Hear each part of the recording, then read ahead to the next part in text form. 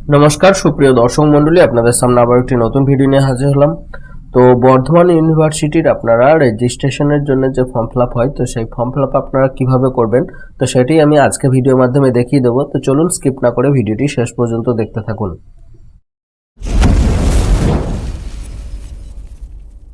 তো প্রথমে আপনারা বর্ধমান ইউনিভার্সিটির যে রেজিস্ট্রেশন করার জন্য যে ওয়েবসাইটটি আছে, তো সেই ওয়েবসাইটটি আপনারা ওপেন করে নেবেন। আপনাদের যদি খুঁজে পেতে অসুবিধা হয়, আমি ডেসক্রিপশন বক্সে লিঙ্ক দিয়ে দেবো, আপনারা ওখান থেকে ওপেন করে নিতে পারবেন। ওকে, ওপেন করে নেওয়ার পর আপনাদের সামনে এই ধরনের ইন্টারফেস ওপেন হবে।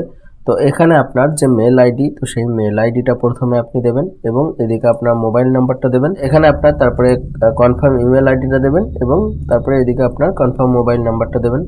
দেওয়ার পর এখানে চেকমার্ক করবেন। চেকমার্ক করার পর এখানে আপনার যে ক্যাপচারটি আছে, তো সেই ক্যাপচারটি এখানে টাইপ করবেন। টাইপ করার পর এখানে রেজিস্টার অপশনে ক্লিক করবেন। দেন আপনার এখানে ওকে অপশনে ক্লিক করে নেবেন। দেন আপনাদের সামনে এই ধরনের ইন্টারফেস ওপেন হবে। তো এখানে আপনার যে অ্যাপ্লিকেশন নাম্বার, তো সেই অ্যাপ্লিকেশন নাম্বার এখানে শো হচ্ছে। এছাড়াও আপনার যে ফোন নাম্বার এবং মেল আইডি দিয়েছেন, সেখানে আপনার আইডি পাসওয়ার্ড পাঠিয়ে দেওয়া হয়েছে। আপনার রেজিস্টার যে মোবাইল নাম্বার সেখানে সেন্ড করে দেওয়া হয়েছে। ওকে, তো এখান থেকে চাইলে আপনারা প্রিন্ট ফর্ম এই অপশনে ক্লিক করে আপনারা এটা প্রিন্ট করতে পারেন। যদি এডিট করতে চান তাহলে এডিট এখানে অপশন দেওয়া আছে, এডিট করতে পারেন। ওকে, এছাড়াও আপনি লগ আউট করতে পারেন। তো আমি যেহেতু আপনার ফর্মটি ফিল আপ করবো, তো সেই জন্য ক্লিক টু প্রসিড এই অপশনে ক্লিক করে নিলাম। ওকে, তারপর আপনাদের সামনে এই ধরনের ইন্টারফেস ওপেন হবে। তো এখানে আপনার যে কলেজ, তো সেই কলেজের নামটা এখান থেকে আপনাকে সিলেক্ট করে নিতে। সিলেক্ট করে নেওয়ার পর এখানে আপনার ক্যাটাগরিটা সিলেক্ট করতে হবে। তারপরে এখানে আপনার প্রসিড অপশনে ক্লিক করে দিতে হবে। তো এখানে আপনার যে ডিগ্রি, তো সেই ডিগ্রিটা এখানে সিলেক্ট করে নিতে হবে। তো 3 ইয়ার বা 4 ইয়ারের যে ইউজি ডিগ্রিটা আছে, তো সেটা আপনারা প্রথম অপশনটা সিলেক্ট করে নেবেন। নেওয়ার পর এখানে আপনার যে এনএপি প্রোগ্রাম যেগুলো আছে, তো সেটা আপনাকে এনএপি প্রোগ্রাম যেটা আছে সিলেক্ট করতে হবে। এখানে আপনার দুটি অপশন আছে, 3 বছরের জন্য এবং 4 বছরের জন্য। যেটা আপনার হবে সেটা আপনি সিলেক্ট করবেন। তো আমি 4 বছর সিলেক্ট করলাম এবং এখানে আপনার যে কোর্স, তো সেই কোর্সটা আপনি এখান থেকে সিলেক্ট করে নেবেন। সিলেক্ট করে নেওয়ার পর তো এখানে আপনার যে মেজর সাবজেক্টটা থাকবে, তো সেই সাবজেক্টটা আপনি এখান থেকে সিলেক্ট করবেন। সিলেক্ট করার পর এখানে আপনার টোটাল মার্কস অবটেন্ড যেটা এইচএসএ ছিল, সেটা আপনাকে এখানে দিতে হবে।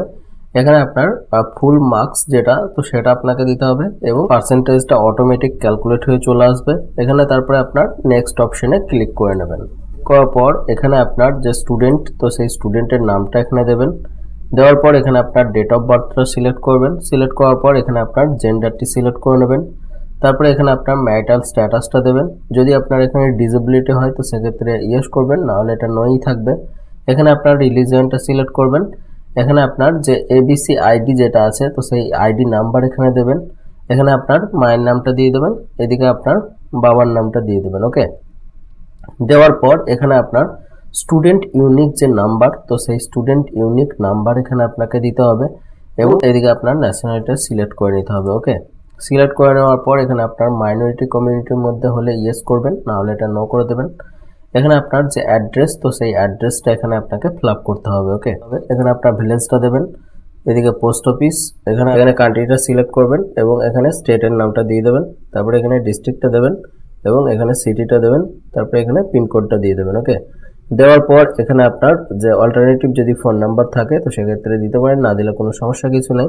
তারপরে এখানে নেক্সট অপশনে ক্লিক করে দেবেন। ওকে, দেন আপনাদের সামনে এই ধরনের ইন্টারফেস ওপেন হবে। তো এখানে আপনার যে মাধ্যমিক এখানে বোর্ডটা, তো সেই বোর্ডটা আপনি এখানে সিলেক্ট করে নেবেন। সিলেক্ট করে নেওয়ার পর এখানে আপনার ইয়ার অফ পাসিংটা সিলেক্ট করবেন এবং তারপরে এদিকে আপনার যে রোল নাম্বার, তো সেই রোল নাম্বারটা এদিকে আপনি দিয়ে দেবেন। ওকে, দেওয়ার পর এখানে আপনার যে টোটাল অবটেন মার্কস আছে, তো সেটা আপনি এদিকে দেবেন। দেওয়ার পর এদিকে আপনার যে ফুল মার্কস আছে, তো সেই ফুল মার্কসটা এখানে এন্টার করবেন। ওকে, এন্টার করলে এখানে আপনার অটোমেটিক পার্সেন্টেজটা চলে আসবে। পার্সেন্টেজটা আসার পর এখানে আপনার যে রেজিস্ট্রেশন নাম্বার, তো সেই রেজিস্ট্রেশন নাম্বারটা এদিকে দিয়ে দেবেন। ওকে, দেওয়ার পর এখানে আপনার যে রেজিস্ট্রেশন ইয়ারটা, তো সেই রেজিস্ট্রেশন আপনার কত সালে হয়েছিল, তো সেই ইয়ারটা এখানে আপনাকে দিতে হবে। ওকে, তো সেটা আপনি এখান থেকে সিলেক্ট করে নেবেন। সিলেক্ট করে নেওয়ার পর এখানে আপনার হায়ার সেকেন্ডারি যে ডিটেলস আছে, তো সেই ডিটেলস এখানে আপনাকে ফিল আপ করতে হবে। তো এখানে প্রথমে হায়ার সেকেন্ডারি অর ইকুইভ্যালেন্ট এটা আপনার প্রথম সিলেক্ট করে নেবেন। সিলেক্ট করে নেওয়ার পর এখানে আপনার ইয়ার অফ পাসিং যেটা হবে সেটা আপনি এখান থেকে সিলেক্ট করবেন ডান দিকে আপনার এখানে আপনার ক্লাস বা গ্রেড ডিভিশন যেটা আছে তো সেটা আপনি এখানে লিখে নেবেন।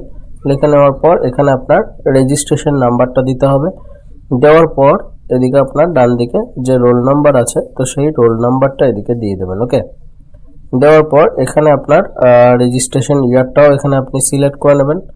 সিলেক্ট করে নেওয়ার পর এখানে আপনার যে এইচএসের যে সাবজেক্টগুলো আছে তার ডিটেলসটা এখানে আপনাকে ফিল আপ করতে হবে। প্রথমে ফার্স্ট ল্যাঙ্গুয়েজ যেটা আছে সেটা আপনাকে লিখতে হবে এবং তার অবটেন মার্কস কত, ফুল মার্কস কত ছিল এবং আপনার থিওরি এবং প্র্যাকটিক্যাল আলাদাভাবে লিখতে হবে। তো আপনি ধরুন বাংলাতে কত থিওরিতে পেয়েছিলেন সেটা লিখবেন এবং প্র্যাকটিক্যালে কত পেয়েছেন সেটা লিখবেন এবং আউট অফ কত আপনার ফুল মার্কস কত ছিল প্রত্যেকটা সাবজেক্টে সেটা লিখবেন এবং টোটাল মার্কস আপনার থিওরি বা প্র্যাকটিক্যালে ওটা চলে আসবে। ওকে, তো এইভাবে আপনারা প্রত্যেকটা সাবজেক্টে লিখে নেবেন সেকেন্ড ল্যাঙ্গুয়েজ বা আপনার যে সাবজেক্টগুলো আছে তো সেই সাবজেক্টগুলো প্রত্যেকটাই এইভাবে আপনারা লিখে নেবেন।